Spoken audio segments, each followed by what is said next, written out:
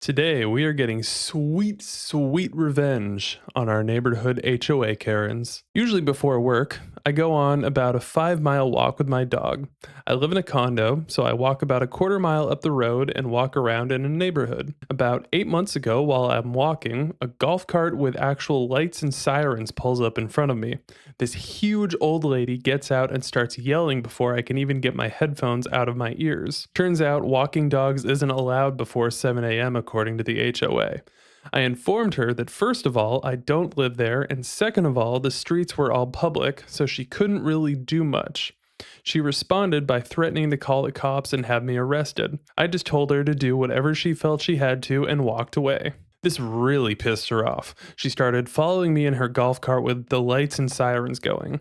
This continued for about 10 minutes until the cops arrived on scene. I stopped and talked with them for a bit and explained my side of things. In the end, I had every right to walk my dog at any time of day or night. As for her, though, they tested the siren, which exceeded noise levels for any time before 8 a.m. Then, to top it off, she didn't have it registered for use on public roads, and the taillights didn't work. As I looped back around, the golf cart was getting loaded onto a tow truck, and I just kind of laughed the whole way back to my condo. I understand rules are rules, but why on earth would anybody care what time of day you decide to take your dog on a walk? As long as it's not barking at everything and waking people up, why would you care? Second of all, you must be like a super Karen to be driving around in a freaking golf cart with police lights and sirens. I'm surprised she didn't get cited for that. Don't those kinds of things have to be registered? My dad, who is into ham radios, put up a small but hardly visible antenna on the back of his house. The top of it could be seen from the front, but only just the very top. Well, the HOA president told him that he had to take it down. He told them he would, although there was nothing in the bylaws forcing him to do so. The next day, the antenna is 15 feet taller, as my dad had raised the extension in response. The HOA president puts a fine in our mailbox immediately and gave my dad a stern talking to at our front door. The following day, the antenna was raised up another 10 feet with an extension added in. At that point, it was clearly visible all over the neighborhood. Another fine showed up in our mailbox, and my dad had to go to another meeting. They threatened to begin eviction proceedings if he didn't take it down immediately. He reluctantly agreed to take it down. The next day, the antenna was still there, with my dad on the roof, first thing in the morning, waving at the HOA president as he predictably came around to inspect. In a furious huff, he went to the council, called my dad in, and told him that they would begin eviction proceedings since he was not only violating HOA rules, but making a mockery of them. At that point, my dad pulled his ACE card and had my uncle lawyer come in and explain that where we lived, HOAs could not regulate the use and transmission of ham radios and license operators due to their use for emergency communications and transmissions. My dad knew this all along, but just decided to mess with the HOA regardless. He kept his tower, and the HOA caved in on the fines and punishments and realized they couldn't do anything unless they wanted to take us to court and prove that what my dad had was unreasonable, which it clearly wasn't. Gotta love a little sweet revenge. Clearly, the homeowner didn't do much other than give the HOA a little bit of an extra headache, but I am surprised that they were so concerned about an antenna. Makes you wonder what else you're not allowed to put on your roof in this neighborhood. A friend of mine lived in a pretty big neighborhood with a pretty strict HOA. He asked and was allowed to add a garage onto his house and did so, siding it with cedar planks. It looked great. His HOA disagreed and told him the bylaws state all exposed walls must be painted. He tried to appeal but was shot down unanimously, so he checked the bylaws further and found that while it was stated that all exposed walls must be painted, there was absolutely no mention of any color restrictions. By the time he was done, each plank was a different primary color and there was nothing they could do about it. They were furious with him and he laughed his butt off. I think that's what we refer to as malicious compliance. They could have been totally fine with the beautiful cedar planks, but instead, he decided to go multicolored, and he did absolutely nothing wrong in doing so. So a while back, I was given a UGA Bulldogs flag and a flagpole to mount it on my porch. Our homeowners association restrictions say that sports team flags can only be flown on a day in which the team is playing. My intention was to only fly it on Saturdays when the football team was playing, so I put the flag up on a Saturday the dogs were playing but forgot to take it down until Monday. On Friday, I get a letter from the HOA stating that I am in violation of the restriction and could be fined. Okay, fair enough. They are correct on this one. I then noticed that the date of observation was on Wednesday. I called and said that it couldn't be true because I took it down on Monday. Instead of admitting her mistake, she lied and said she had seen it up on Wednesday. Now I was mad. I printed off a schedule of every sporting event the Bulldogs had in every sport, even club sports, and then proceeded to fly the flag every single day there was any kind of game, match, regatta, etc., which was almost every single day. I then started getting letters stating I was in violation again. I would call on each one and explain that the water polo team had a match, or the rowing team had a regatta on those days. After about a month or two of this back and forth, they finally gave up. Funny thing is, had they not given him crap for flying the flag a couple of extra days in the first place, this never would have amounted to this, but instead he decided to find a way to put the flag up every single day of the week just to be annoying, because they were being annoying. My friend and her husband moved into this gated community. She loves having a bird bath in her backyard and she gardens a lot, so the decoration makes sense. Turns out her HOA figured out that she had a bird bath in her backyard. Apparently bird bath equals lawn ornament, which was forbidden. She told them she would remove it. A week later, she gets another message saying it hasn't been removed. It hadn't. And obviously, she and the husband put it together that the HOA is snooping in her backyard. For a week, she spends her time outside sunbathing in the nude, setting her trap. Sure enough, an HOA narc opens the gate to their backyard and sees her in the nude. Instant call to the police for privacy violations. The HOA gave up and let her have a bird bath.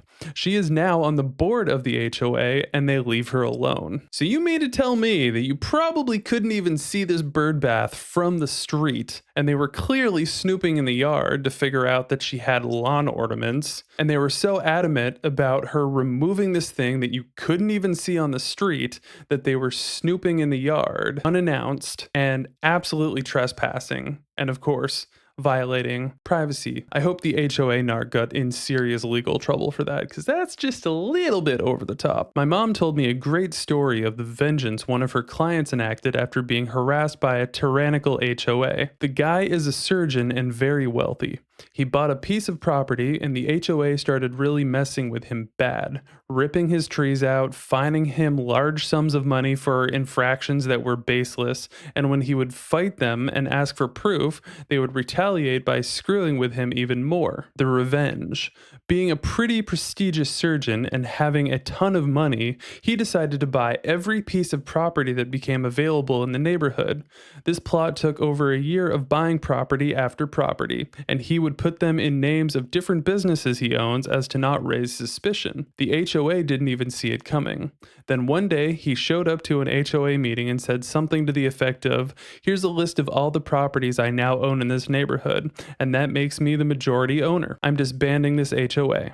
They were stunned, but there was nothing they could do. He defeated them. First of all, dude must have been making an insane amount of money to just buy up a bunch of property to make a point like this, but that's what you get for absolutely torturing the people who live in the neighborhood under your HOA. Unfortunately, in this case for them, it was a little bit extreme because they were messing with someone with money, but maybe they probably didn't learn something from this.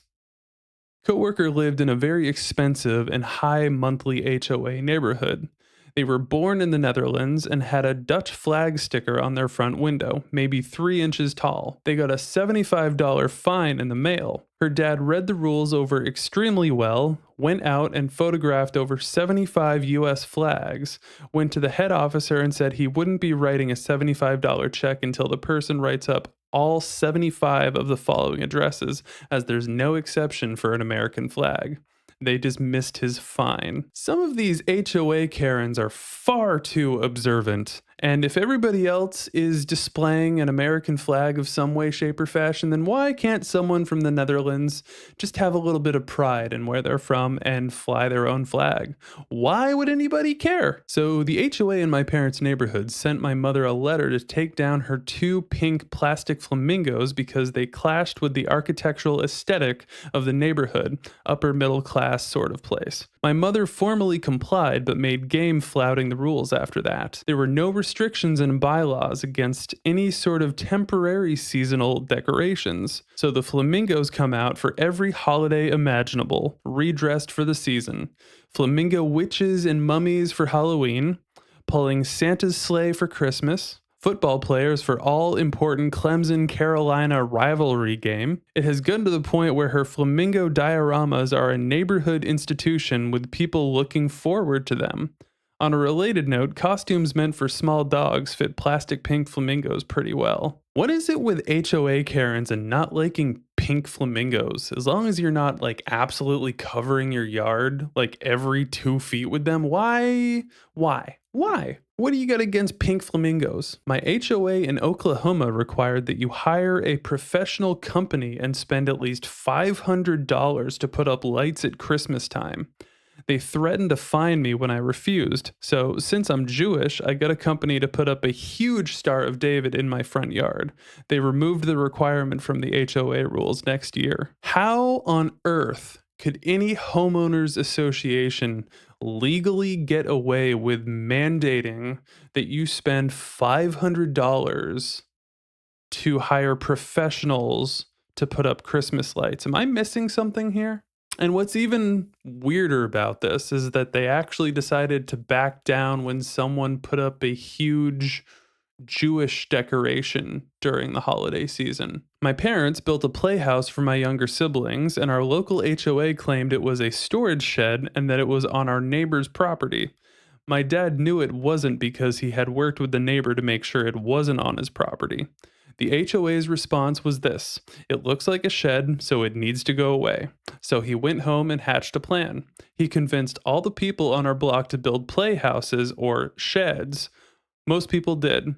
The HOA went crazy. Why on earth would the HOA even care or have rules against having a storage shed in your yard? Like, what are you supposed to do with your yard equipment, like a lawnmower or a weed whacker or a snow blower, depending on where this was? Like, why?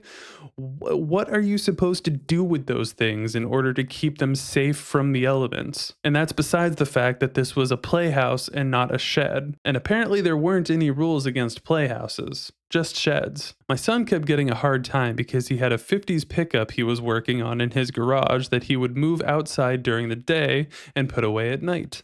The HOA president had the truck towed from his driveway. He got it back as it was an illegal tow. A few weeks later, the truck was towed again, and the HOA had it crushed. She must have paid extra because they don't crush a truck in 45 minutes. He called me and asked to borrow some cash. Got a hold of 20 wrecks and had them put on the street all down his cul-de-sac. He took my torch and tanks and cut every tie down and hook point he could find just to make it cost more for the tow man. The cost of the tows almost bankrupted the HOA.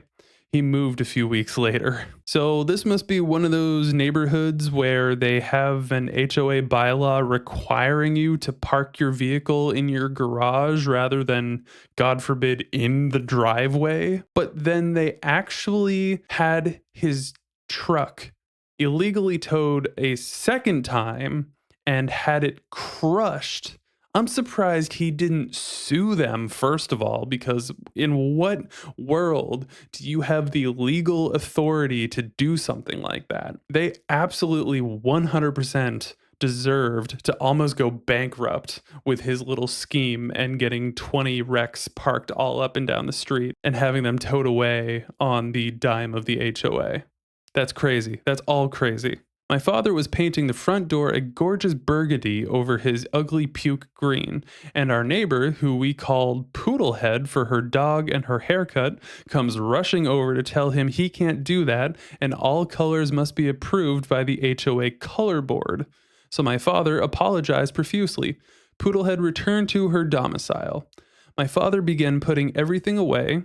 He'd been about halfway through the job, and now our front door was a wonder of half burgundy and half vomit. Poodlehead trundled back over and told my father he couldn't leave the door like that, and she said he couldn't paint it either, so it could stay like this, or she could tell him to keep painting.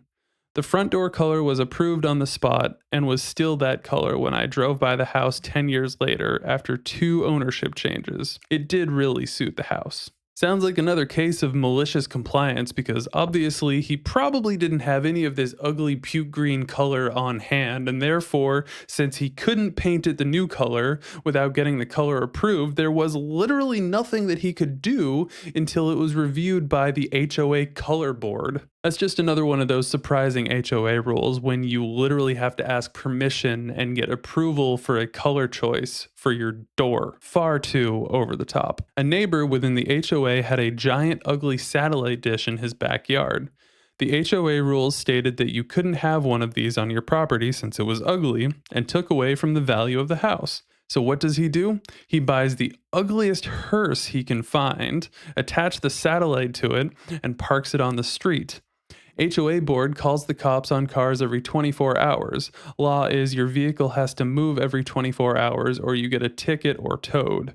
So, to spite them, every day he moves his hearse with the satellite to avoid a ticket or getting towed, and they couldn't do anything about it. First of all, you can't tell me a satellite dish is that unsightly in someone's backyard. And another strange rule is that if you park on the street, you have to move it every 24 hours. Otherwise, you'll get a ticket or towed. That rule in and of itself has the easiest way to circumvent it if you just can move your car every 24 hours and not get towed. So if you're going to park on the street every day, what difference does it make where you park on the street since you're easily circumventing that rule? Hopefully they eventually gave in on this one because clearly having the satellite in the backyard is going to be much more sightly than having it attached to an ugly hearse on the street. Our neighborhood HOA tried to make us remove the ivy from our house. After combing through the bylaws, there was nothing stating we couldn't have ivy. I put my foot down hard and told them if they made me remove my beloved ivy, then I would put 50 pink flamingos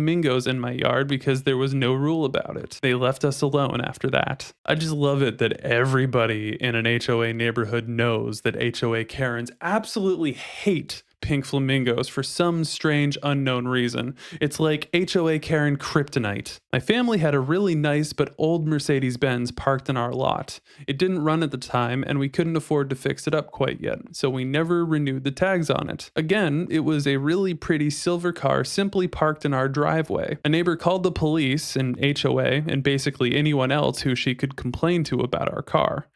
The town then approached us and said we must cover the car, so we begrudgingly did, but not before putting a bunch of phallic objects on the cover in bright neon colors.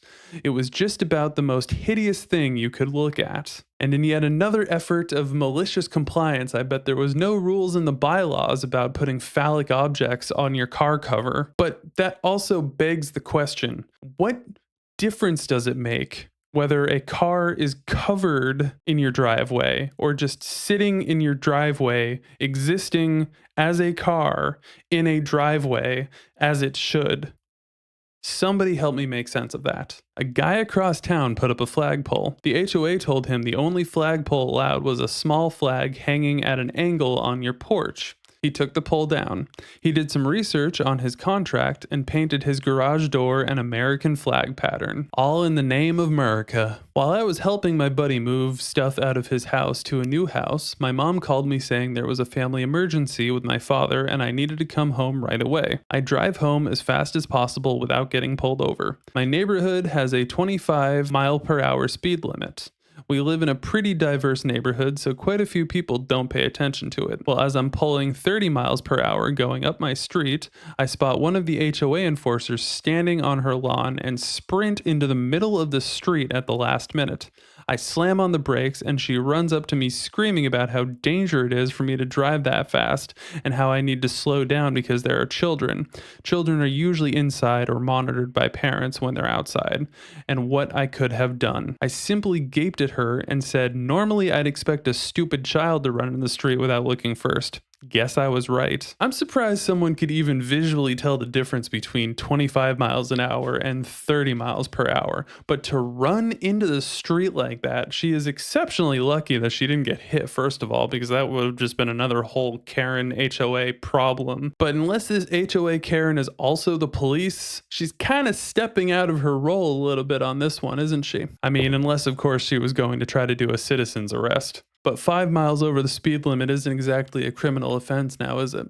Well, clearly, between malicious compliance and finding the gray area in every single HOA rule, these people absolutely found the best way to torture their HOA people back in the best way possible.